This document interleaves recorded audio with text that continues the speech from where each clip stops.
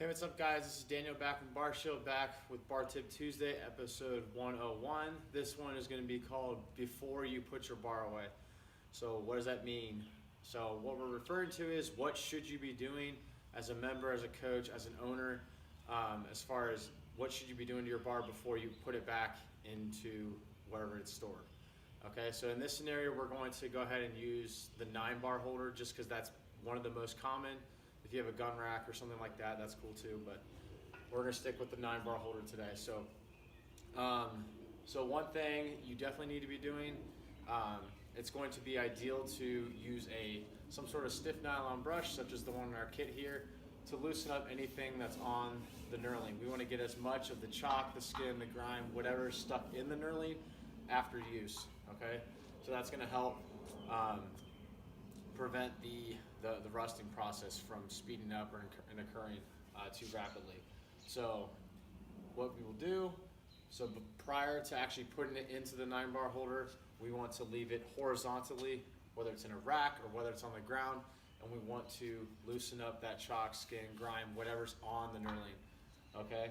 And then as far as conditioning the bar against rust, so using our Bar Shield formula, our lubricant, that's going to be a great option for you. So if you do have a few extra minutes, you can go ahead and just do a thin coating on there, work it in with the brush once again, and then just a quick wipe down with the microfiber towel. Okay, that applies to the middle as well.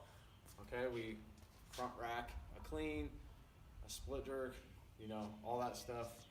So that sweat that gets on that middle part often goes unnoticed, so don't neglect the middle part, okay? So between the knurling. So after you go ahead and go through that process, you'll go ahead and obviously put the bar back in the 9-bar holder.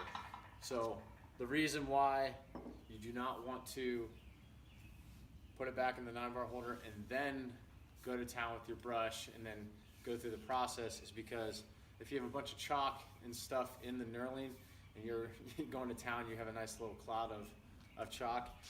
Some of those particles are going to start accumulating down into the sleeve.